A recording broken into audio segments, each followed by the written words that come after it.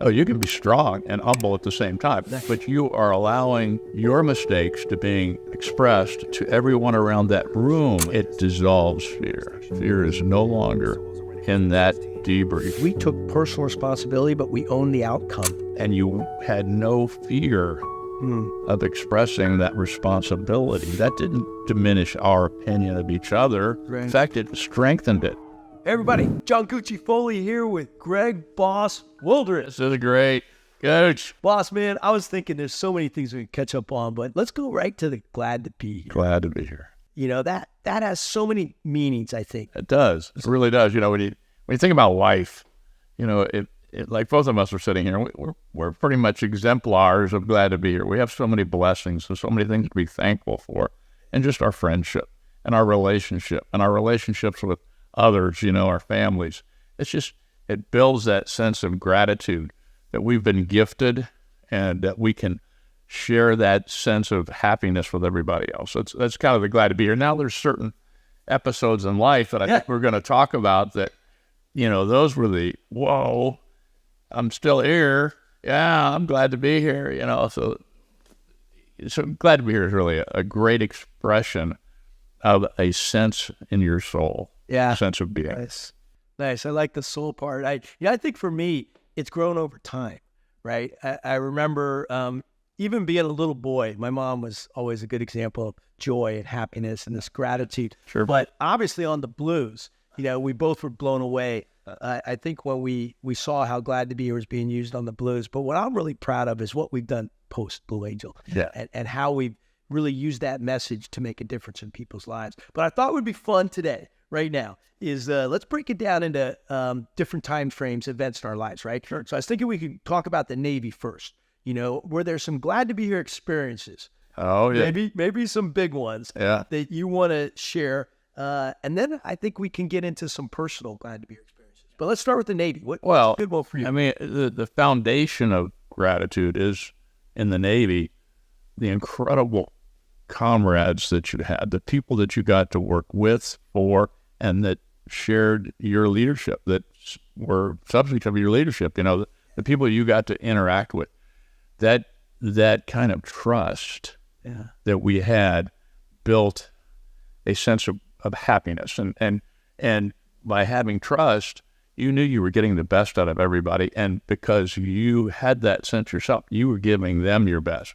So glad to be here was kind of structural to the Navy because of that sense of responsibility to each other and being held accountable. But it all blends in to the relationships that make you have gratitude, make you happy. So as a culture, that was a big part of the Navy. How about, let's go real quick to, though, you're a newbie. Okay, I'm thinking about my first time. I'm walking in the Blue Angel debriefing room, right? And what was that experience for you? And what did glad to be here mean in that moment? In that moment, when I first walked in, I thought, okay, I've been in high performance environments before. This is going to be so cool.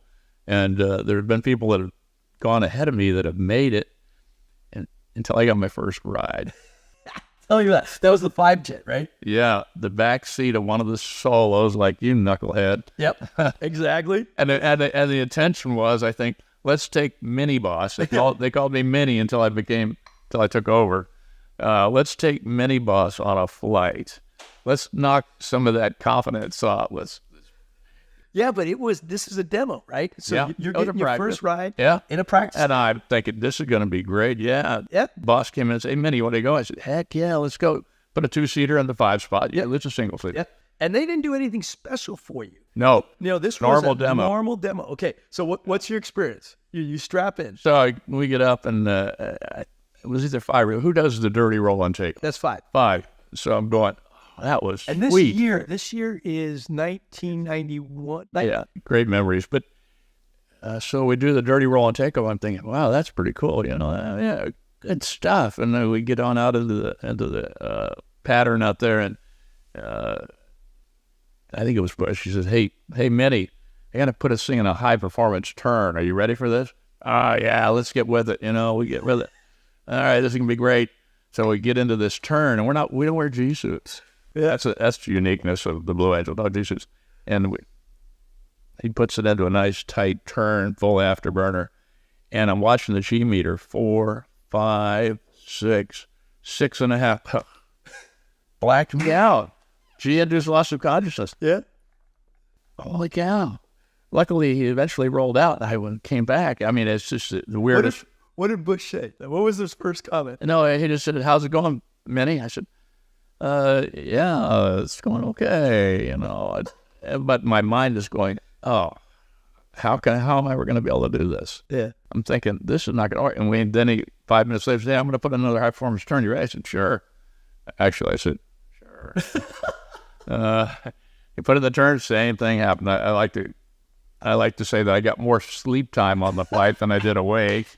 But it gave me the realization that this, while I'm glad to be here, that doesn't diminish the fact that this is going to be extremely difficult. Yeah, whole new game. Extremely difficult. But we had teammates that were committed, part of that trust thing, being committed. They're committed as much as I'm committed to learning how to do this. Yeah. And so that gave you that sense of glad to be here, even though it was tough. Yeah, I remember when I was a newbie, and all of us go through that 6 weeks or so of really observing the onboarding, the luxurious onboarding, right? It's an interesting. You learn the culture, you learn the procedures, you learn how things are done. Yeah, and you get to see it first without being responsible. I think about companies even. They who really takes the time to onboard their people like we did on the Blue Angels. I mean, that was 6 weeks. You get to really see what's behind the scenes. Talk to me about strength and humility. Because I've noticed that, we can say humility. A lot of people think that's like soft or... No. Yeah. Oh, you can be strong and humble at the same time. Doesn't mean you're making yourself look like a fool, right? But you are allowing your mistakes to being expressed to everyone around that room. And that sets a tone, that, wow, the boss is not afraid. Yeah. And I talk about fear, right? Yeah. It dissolves fear. Fear is no longer in that debrief. And that's, and most of the world, a debrief comes about from something not so good. Yeah. And so there's fear immediately. And we had days when it was not so good. Right. But we didn't have any fear to talk about why it wasn't so good. Individually, what was my part of it as the boss, making it not turn out the way we wanted it to, right? And taking accountability for that sets a tone. But it's based on humility, right? You don't come in with, boy, I was awesome today. Well, I like that what you're talking about here, because I'm thinking about also the corporate world, right? Fear is rampant out there. Let's be real, right? Yeah. And the question really becomes what level of vulnerability, what level of openness, what level of honesty, the opposite of withholds. We get the rare privilege, right, to work with so many organizations around the world. And some are at different levels, but you can always see where people are holding back. Maybe they're in a silo. Maybe they're on a withhold, something like that. And the process that we like to talk about, the Glad to Be Here debrief, actually breaks those down, right? So what's the first step to breaking down fear in an organization? Just openness, and knowing that people are going to hold themselves accountable and make the promise that they're going to get better, and knowing that by expressing how they did, and because a lot of times you don't know why process failed. You just don't know. But if you get all the individuals that were involved to tell you what they had done, you have to have no fear there. Yeah. So breaking down the fear it comes back up to leadership where there's no finger pointing, right? You don't have to point fingers because everybody's assuming responsibility. I had 2 bosses on the Blues. You were my second boss, and you were the smoothest one. Yeah. And I think that's one of the reasons that they wanted you back, not just for your flying skills, but actually your leadership skills is why they brought you back. But the idea of hold what you got, don't flinch. To me, I think about respond, not react.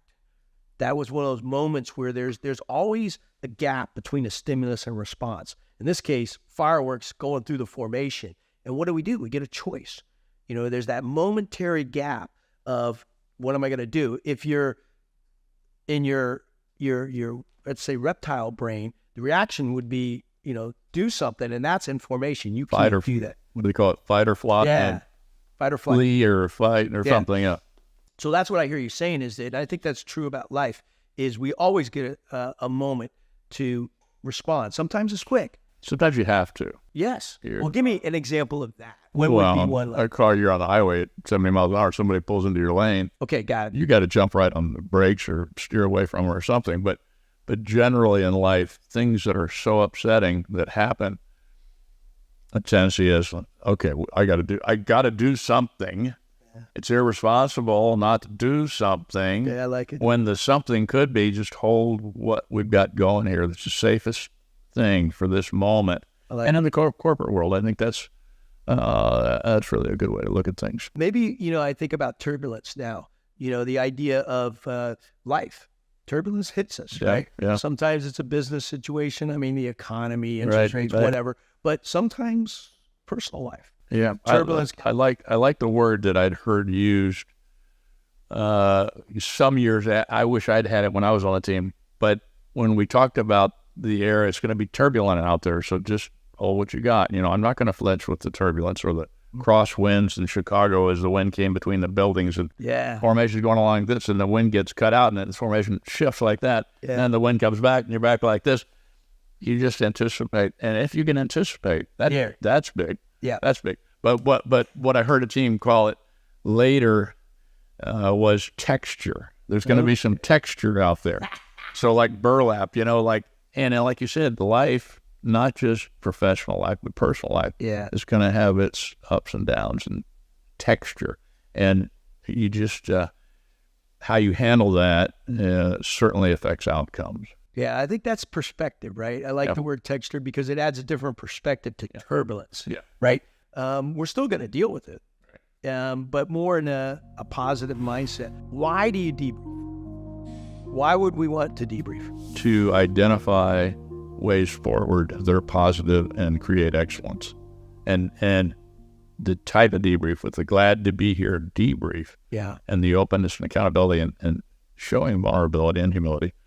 With all that, you get to the root cause, you get to the issues, you get to the good stuff you did to get better. Not just what went wrong, but what did we see today for the 10th straight day that looks like we can actually change and make it better, more impactful. Yep. Show more excellence and avoid the pitfalls of things that aren't so good. So that's why you have to debrief. Yeah, Nate Scott, Utah, worked with us too, right? Yep. He comes up with the saying, I loved when he said this. He says, you debrief not for a result. You're debriefing for continuous improvement. Mm-hmm. We're constantly looking to improve, right? And that was an ethos of the Blues. But I'm also thinking that what I found was the EQ side of the debrief that we never planned, right? I think what really happened in that room was we started to build chemistry.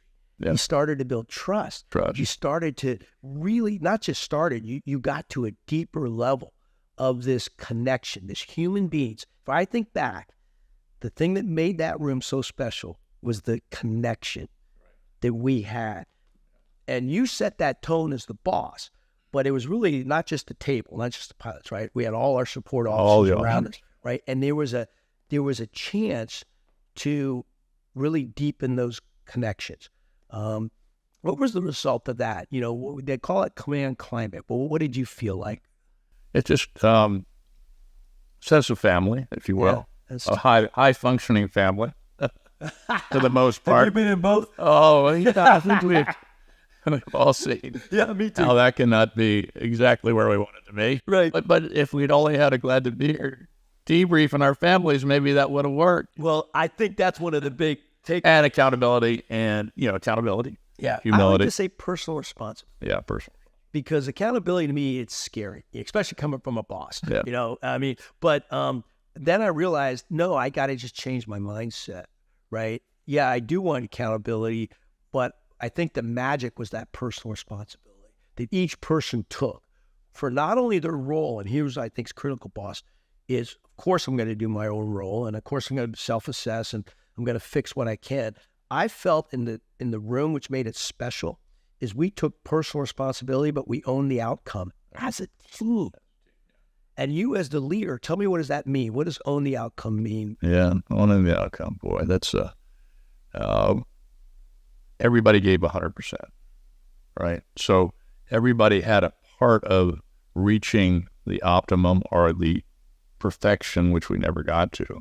We sought it. But we knew what it looked like too, right? Yeah. At least from a demo. Because occasionally there was a maneuver that was picture perfect. Yeah. But we never got the entire demo like. Yeah. But having personal responsibility, what that did was individually being candid about what you had done. Candid being another word for maybe vulnerability, but being candid about what you transparent, what you had seen, what you had accomplished. That built your responsibility for that, and you had no fear of expressing that responsibility. That didn't diminish our opinion of each other. Right. In fact, it strengthened it. That's the aha. Trust, the big T of trust, right? Yeah. Because everybody was personally accountable and responsible. It built trust. And as long as we had trust in each other, we loved each other. Yeah, I like that word, boss. I mean, you don't say that in the military very often. But, like when somebody couldn't get in a maneuver the way they wanted to day after day after day, then they, instead of saying, well, I was out of position for that maneuver and I'll fix it. But it was 3 days in a row. They say, I don't know what I'm doing wrong with it. I don't know how to fix it. Then mentoring comes in. Yes. And it's loving mentoring. It's not like, you stupid knucklehead, Yeah. I was like, come on, man. I've been in your shoes before. I've seen that. This is what I did. Try this tomorrow, crucial. And you get into some of that experience level having a positive effect, like the way we did turnover on the team. People flew some of those positions before a newbie came in and flew that position. So there was that ability to relate. But again, back to your original 2-word attribute, personal responsibility. That was huge. That made it work. Yeah. And I think what was cool, what you're talking about, is the mutual support of the team to figure things out, to take care of each other. I think mutual support in combat, okay, whatever. No, this is about human beings, right? And I like what you said about experience. Did experience matter? It was something to take into consideration. But in that room, it didn't matter if you're a first-year guy, second-year person, or the boss of the Blue Angel. We all left our rank at the door. Our position in the outfit was left at the door, but realizing there's still the underlying accountability of the commanding officer, of the boss, to take the slings and arrows of something that may have gone wrong that day and had an external impact, right? Where's Glad to Be Here really impacted you personally? Yeah, personally.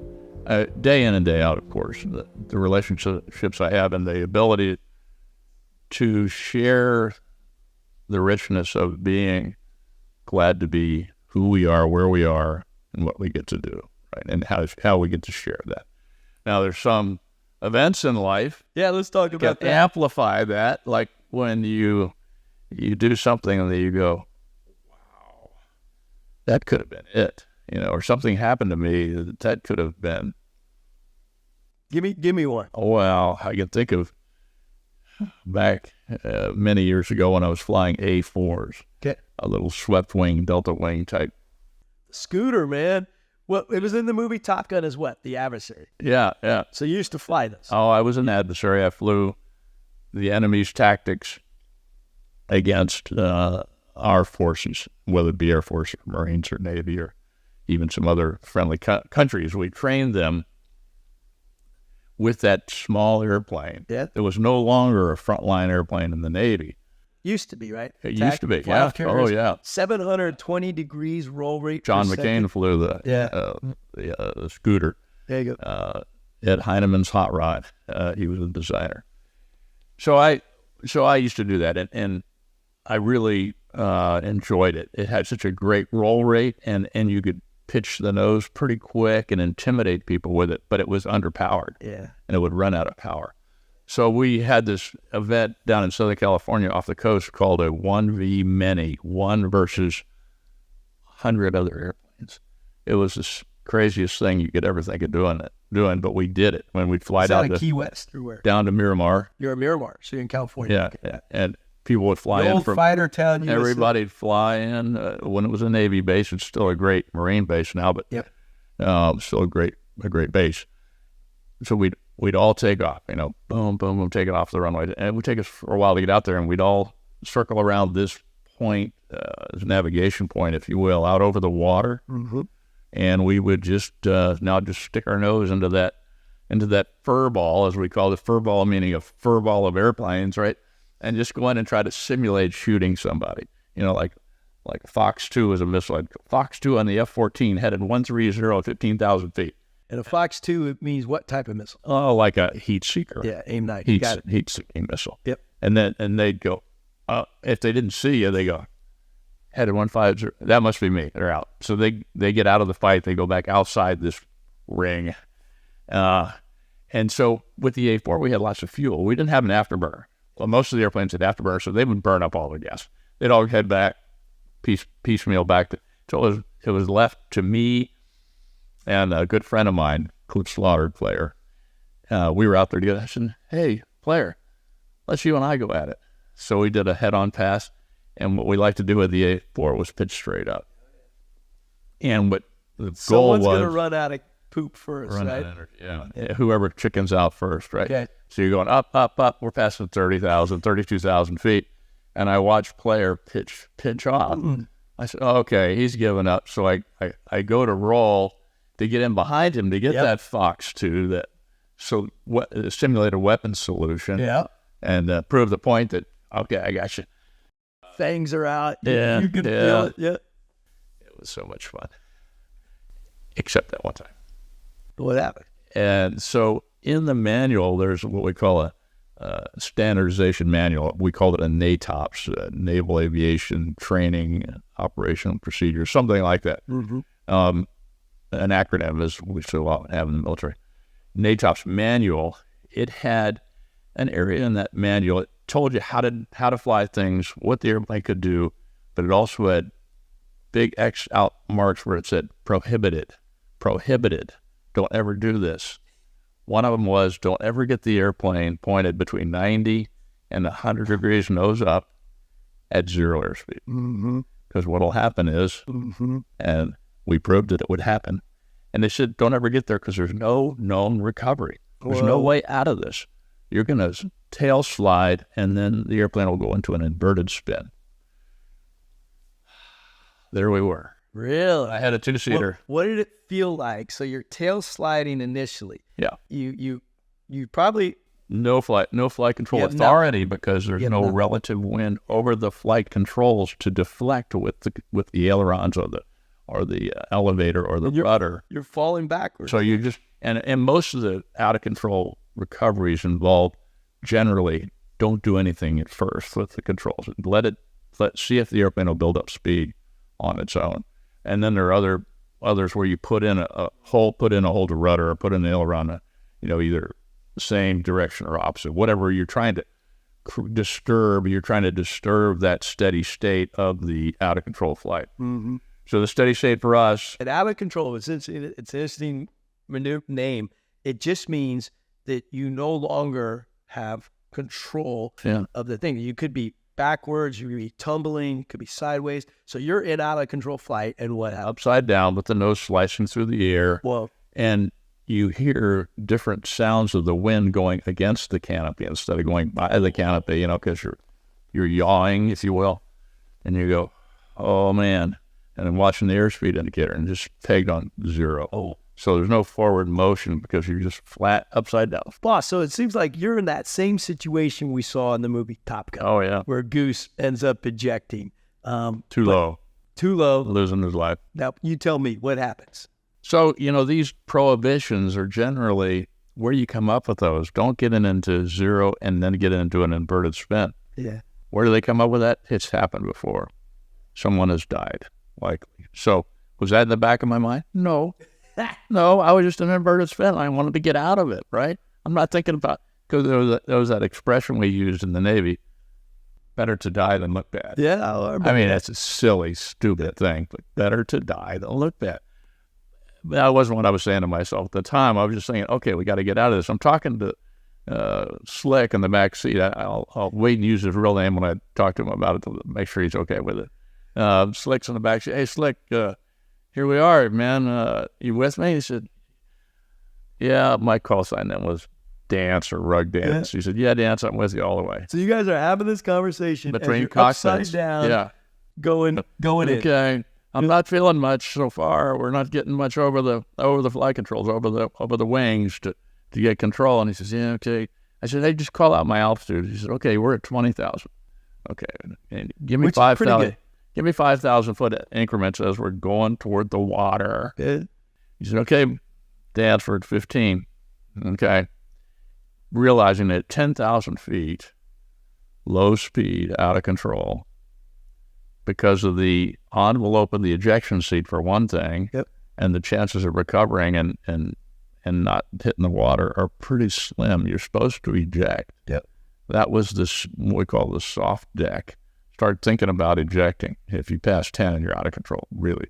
At 5, mandatory, get out. So Slick calls out 10. I say, hey, Slick, we still ain't got nothing. You with me? He said, I'm with you, Dan. All right, I'm with you.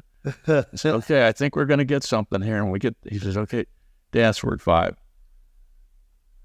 Oh, man. Still feeling nothing. Nothing.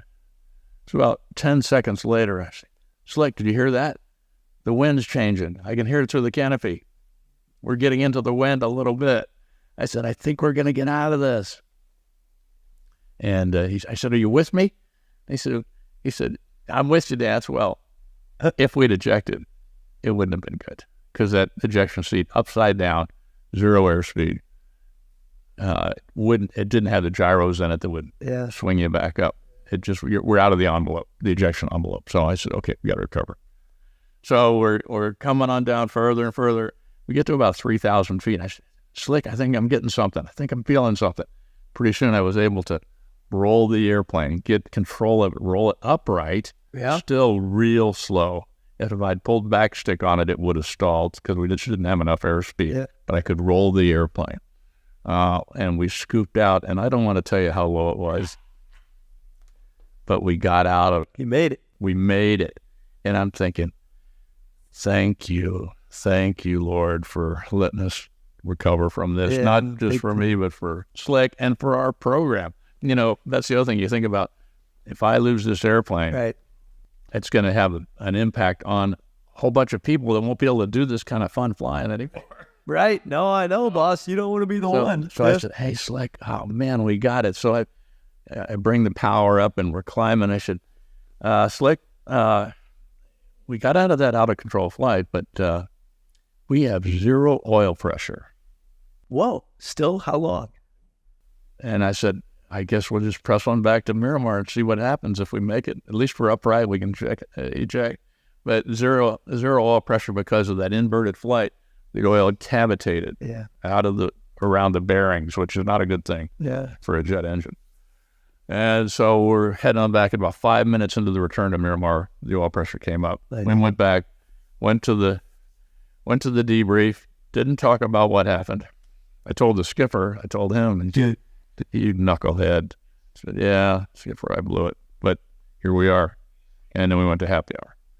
And there you go. And celebrated. So, you know, what I learned there, I mean, you know, my goal was to shoot down my buddy, you know, to prove something. Yeah. You know, and that was my goal. But what I didn't do was I went out of parameters to accomplish that goal. Yeah. And there's always that risk. So when you set that goal, when I wanted to get that shot, I should have been watching my airspeed, you know, to know what I was going to run out of airspeed, because that 0 airspeed is what got me. So I was out of parameters, and I almost paid dearly for it. Yeah. So how's that shaped you in your life since? I think just whenever I go after something, make sure that set lofty goals, but know how you're going to get there, and look at everything in the periphery. You know, what's going to affect my ability to get this done. Like when I ran for public office, how am I going to get this done, right? Don't be fearful of going after the highest goals, but do it smartly. Do it with people around you that can bring you, either rein you in a little bit, help you with that, or give you an honest appraisal of how we all think we're doing, right? And trusted agents. So, yeah, know what you're doing as you want to achieve something, and keep valid parameters around that so that you don't get yourself or others in trouble.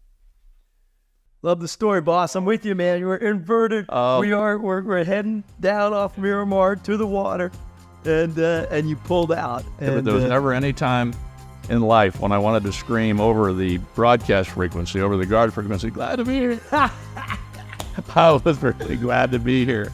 That's glad to be your moment. Yeah, Thank you, boss, man. Yeah. It's been a blessing. All right, good. All right. So much fun. Yeah, great to be back with you. Glad to be here. Thank you. Glad to be here.